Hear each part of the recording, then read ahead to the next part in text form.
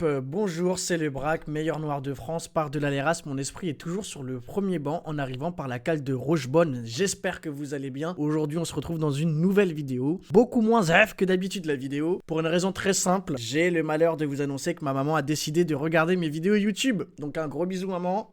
Dans les commentaires, je veux un maximum de personnes qui mettent des commentaires qui montrent que je suis un bon créateur de contenu. Il faut pas qu'elle s'inquiète quand je fais des vidéos zaf. En plus, j'ai fait une erreur stratégique parce que je lui ai dit non mais va pas trop regarder mes vidéos et donc du coup ça a forcément attisé sa curiosité. Donc à tout moment je reçois un message, c'est quoi ta dernière vidéo là? Pourquoi t'as insulté la mère d'un certain Cro-Blanc? Et donc du coup ça me permet d'embrayer sur un des sujets de cette vidéo. À mon avis j'aurais fait une miniature et un titre ultra putaclic, le fameux clash de Cro-Blanc et de Teddy Boy RSA. Et donc je vous l'annonce dès maintenant, il n'y aura pas de réponse, il n'y aura pas de clash de ma part, ni envers Teddy Boy, ni envers Cro-Blanc. Je vous avais dit dans mes premières vidéos que mon but ce n'était absolument pas de me lancer sur le clash de personnes de droite et que justement c'était la droite qui me saoulait personnellement et qui avait l'air de saouler énormément de personnes sur internet. Donc je ne rajouterai pas une pièce dans cette machine. Je suis pas là pour embrayer sur des clashs, sur des clashs, sur des clashs. Ça sert à rien. Le Melting Pot a fait un live d'1h30 dessus dans lequel tout a été dit à mon avis. Et au-delà de ça, j'ai pas envie du tout de donner cette image-là, ni de moi, ni de mon contenu, ni de la droite sur internet. Et même si ça me frustre, parce que je sais que je pourrais faire une vidéo clash qui ferait 50 000 vues parce que vous êtes parce que vous avez soif de sang. Le clash, c'est ça qu'il vous faut, hein. Ah, c'est ça qu'il fallait. Eh ben non, malheureusement, ça sera pas le contenu de cette vidéo du tout. En fait, c'est très simple. On a déjà cette clash à faire avec les gauchistes sans avoir à se taper dessus sur Cro-Blanc, Teddy Boy, etc. Mais même s'il y aura pas de clash, je vais quand même éclaircir 2 points parce qu'il y a des personnes qui ont été choquées qu'il y ait une attaque sur le physique ou des personnes me disent que je suis gros. Alors déjà, j'ai pas honte à dire qu'à l'heure actuelle, je suis très gras. En fait, j'ai d'autant pas honte parce que physiquement, je suis apte à la fois me défendre. Je fais entre 3 et 5 heures de boxe par semaine. Je fais des tractions. Je claque entre 8 et 10 tractions. Ce que je veux dire, c'est que je suis pas un gros qui me laisse juste aller. Je suis juste un bon vivant. À l'heure actuelle, j'ai déjà fait mon auto-évaluation et que je suis en train de régler cette question de poids qui m'inconforte personnellement au quotidien. Et ensuite, avec Teddy Boy, on est en train de discuter par message. Je vais essayer d'organiser une rencontre entre lui et moi en live ou que sais-je. Quelque chose qui permette aussi de pouvoir échanger vraiment sur le fond et pas s'arrêter uniquement sur des petites invectives. En tout cas, on est en train de mettre les choses à plat en privé, ne vous inquiétez pas. Et pour Cro-Blanc, eh ben écoutez, on lui laisse faire son contenu de son coin. Il m'aime pas, tant pis, il veut me lancer des pics, tant pis, je n'y répondrai pas. Et donc du coup, après cette gigantesque introduction, on va pouvoir s'atteler au sujet de cette vidéo. Je vais répondre à un gauchiste sur une vidéo que j'ai trouvée par hasard sur TikTok et où il me semblait intéressant que vous ayez mon avis sur le sujet. Même grosso modo de voir un débat d'idées intéressant sur une rencontre d'idées quoi. Enfin au final c'est juste mon taf d'influenceur de droite, non? La team, pas vrai? Voilà, comme ça vous verrez mieux. Voilà, comme ça normalement vous devrez bien voir et bien entendre. C'est une vidéo TikTok mais qui est très longue, je crois qu'elle fait quasiment 4 minutes. Je regarde, elle fait 6 minutes. Donc, je vais réagir à quelques points. Et les questions, c'est la prison. Allez, c'est parti. Alors, petite précision, je ne connais pas la personne à qui je réponds. Je ne connais pas ni ses opinions politiques générales. Je ne connais pas sa position politique classique. En tout cas, de ce que j'ai vu dans une première partie de cette vidéo, c'est plutôt une personne que je placerai à gauche politiquement et qui se revendique être contre l'emprisonnement. Donc on va y répondre point par point et ça sera intéressant. Salut, là c'est le Braque qui est en train de faire le montage de la vidéo. Je me rends compte que la vidéo, elle est plus sa grand-mère. Donc ne vous attendez pas à la meilleure vidéo que j'ai pu sortir. Il y a peut-être des personnes qui tombent sur cette vidéo comme étant la première. Elle n'est absolument pas représentative du travail que je fournis d'habitude. Mais profitez-en quand même.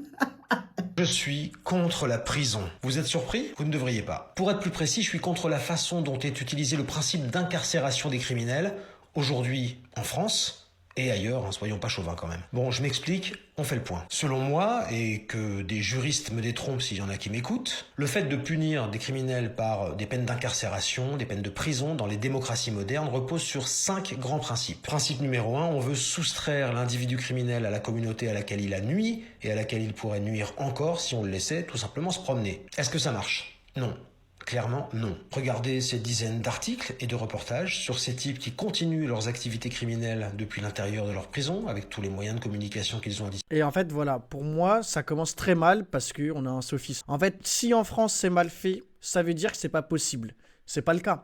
Une des raisons principales pour lesquelles aujourd'hui il y a des mecs qui continuent leur deal depuis la prison, c'est parce que factuellement on n'est pas armé d'outils légaux nécessaires à avoir un emprisonnement total. En fait, tu vas au Salvador, les mecs ils ont tous arrêté d'être des grands gérants de narcotrafic ou de gang depuis leur prison. Parce qu'en fait là-bas, on a dit vous aurez le droit à rien à part à manger et travailler gratuitement. Aujourd'hui en France, le mec faut qu'il ait une cellule qui soit de taille décente, faut qu'il ait la télévision, il a le droit à faire du karting, etc.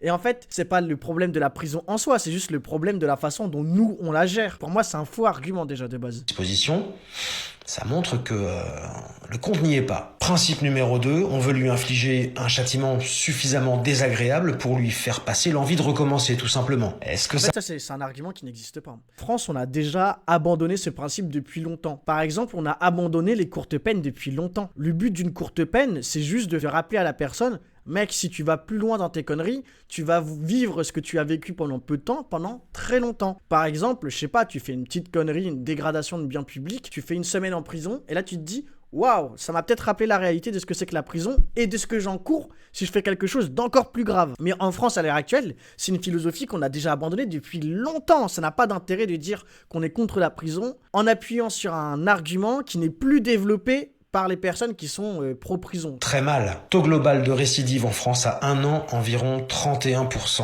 Taux global à 5 ans, 63%. Bon, le mode de sortie joue un petit peu. Pour la question de la récidive, je crois que j'avais vu un réel sur Instagram de l'Institut pour la justice que j'avais trouvé particulièrement brillant, et donc on va regarder ensemble, qui me semble être la meilleure des réponses à apporter, et faire de la pub à des mecs qui font un travail que je salue évidemment. Les enquêtes scientifiques qui permettent de définir que la prison éviterait la récidive, j'ai demandé à ChatGPT. Je me suis dit tiens, on va demander peut-être à quelqu'un ou à quelque chose qui pourrait m'éclairer. On y voit donc Antoine Léaumont interroger ChatGPT pour venir à son secours. Pour ce député, la prison augmente la récidive. Mais ce qu'il n'a pas compris, c'est que ce mythe repose sur un faux raccourci scientifique. Il faut le marteler, dire que la prison augmente la récidive n'a absolument aucun sens. C'est comme dire que les pompiers causent des incendies simplement parce que là où il y a des incendies, il y a souvent des pompiers. Pourquoi? D'abord parce qu'il est impossible de mesurer scientifiquement si la prison crée la récidive. En effet, par définition, toutes les études montrent une corrélation de sélection, pas une causalité. Je m'explique. Les individus qui vont en prison sont déjà les profils les plus dangereux et donc les plus à risque de récidiver. Aucun juge n'envoie des primo-délinquants bien intégrés en prison. Donc oui, les criminels qui vont en prison récidivent plus que vous et moi, mais c'est complètement logique. Et non, la prison ne crée pas la récidive, elle concentre simplement les individus les plus criminogènes et les plus dangereux. Mais voilà, je vous laisserai regarder leur compte Instagram, les gars.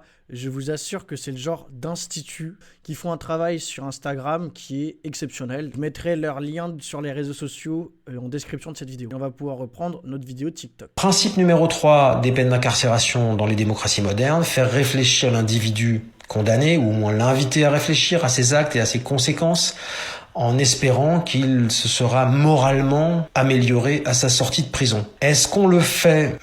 Pas vraiment. Et rien que l'échec de la mise en application des 2 premiers principes, à savoir éloignement de la communauté et dissuasion de réitérer ses conneries, le fait qu'on n'arrive même pas à faire ça, ça fait qu'on peut pas vraiment compter sur ce principe numéro 3, à savoir à ses conneries. Principe numéro 4. Former l'individu condamné, ou au moins l'inviter à l'être, afin qu'il acquiert des savoirs et des compétences utiles à la société ou à son avenir après sa sortie de prison. Est-ce que ça marche? Et là, vous commencez à me voir venir. Sachant qu'à l'entrée en prison, la moitié des détenus n'a aucune formation, aucun diplôme, que 10% d'entre eux sont même illettrés, que moins de 15% s'inscrivent dans un cursus scolaire ou universitaire. Mais encore une fois, c'est le même raisonnement que pour le premier argument. C'est pas parce qu'on le fait mal que ce n'est pas la solution en fait. C'est-à-dire que le principe il est bon, mais c'est juste qu'à l'heure actuelle, les moyens qui sont déployés dans la prison, ils sont insuffisants. Il y a une surpopulation qui est insupportable. On a 60 000 places de prison pour 75 000 détenus en France, alors que ça fait des années qu'on dit qu'il faudrait passer à quasiment 100 000. On a un budget pour la justice et la sécurité qui diminue chaque année. Mais en fait,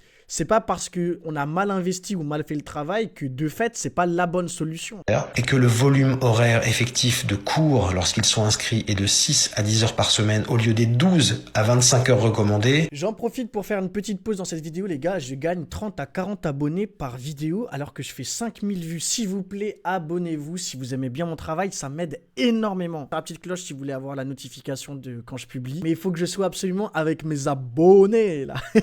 Et on va reprendre juste après. Un grand merci aux personnes qui passent aussi sur mes canaux de soutien efficaces comme Patreon ou ma cagnotte Tipeee. Ça m'aide énormément, donc un grand merci aux personnes qui l'ont fait. N'oubliez pas que sur mon lien Patreon, vous y trouvez du contenu exclusif. C'est pas mal, mais c'est très minoritaire quand même. Principe numéro 5, l'aboutissement théorique de tout ce qui précède, réinsérer le criminel, lui faire réintégrer la société après une sorte de remise à plat de son rapport au monde, de son rapport à la morale, de son rapport à la violence et à ses actes, en considérant que sa dette envers la société a été effacée par son incarcération. Est-ce que ça marche ? Bon, je vais juste vous rappeler les chiffres de la récidive.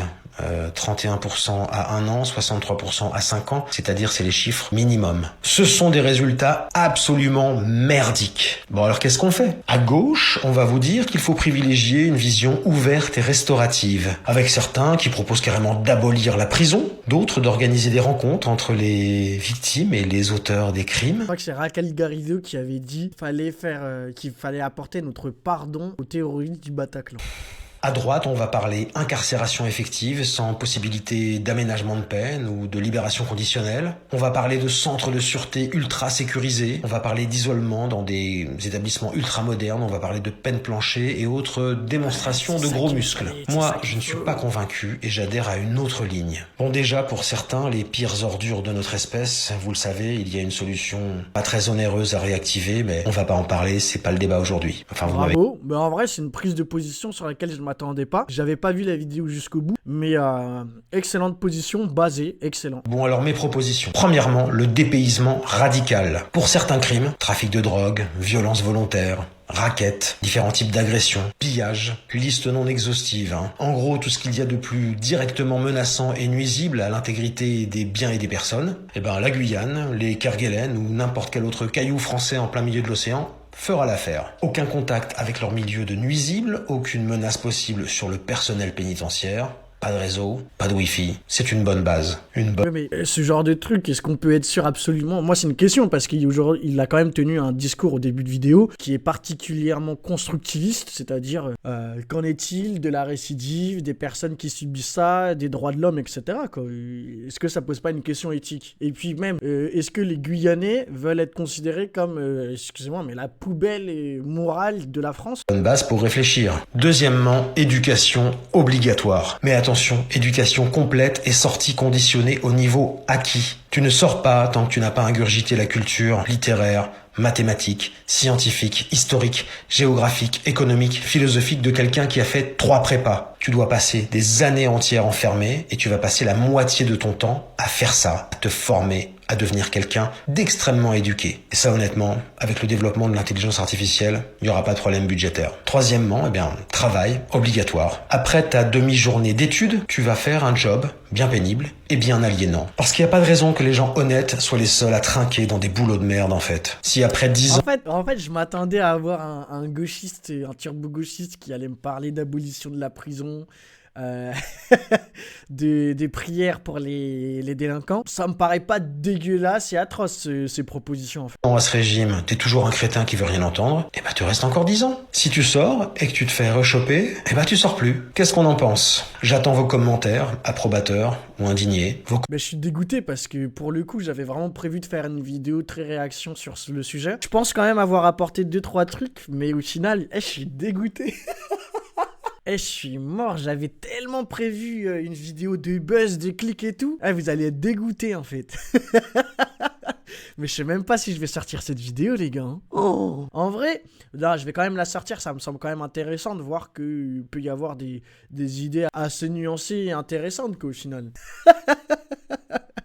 Le mec fait du contenu à la sbeul et s'étonne de pas avoir d'abonnés. Cliquez, abonnez-vous la team. Abonnez-vous. Non, écoutez, en vrai, j'ai quand même apporté des réponses au début de vidéo à propos d'un buzz, enfin d'un clash. J'aurais pas d'autre chose à rajouter, désolé. Sinon, un grand merci à Capki qui s'est abonné à mon Patreon, ainsi que Lexo M, Victor Léo, un grand merci à Jennifer et à Emily qui ont tous rejoint la semaine dernière ma communauté Patreon. Un grand merci à eux. Ceux qui veulent faire le pas également, c'est en lien dans ma description. Un grand merci à vous. Pour les autres, n'hésitez pas à liker, commenter cette publication, ça m'aide énormément pour le référencement. Et sinon, on se retrouve vendredi 21h pour un live et dimanche prochain pour la prochaine vidéo. Merci beaucoup, c'était le Braque, le meilleur noir de France.